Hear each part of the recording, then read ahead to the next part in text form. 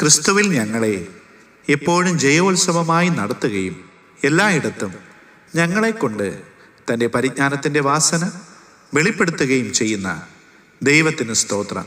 രക്ഷിക്കപ്പെടുന്നവരുടെ ഇടയിലും നശിക്കുന്നവരുടെ ഇടയിലും ഞങ്ങൾ ദൈവത്തിന് ക്രിസ്തുവിൻ്റെ സൗരഭ്യവാസനയാകുന്നു. ഇവർക്ക് മരണത്തിൽ നിന്ന് മരണത്തിലേക്കുള്ള വാസന, അവർക്കോ ജീവനിൽ നിന്ന് ജീവനിലേക്കുള്ള വാസന തന്നെ.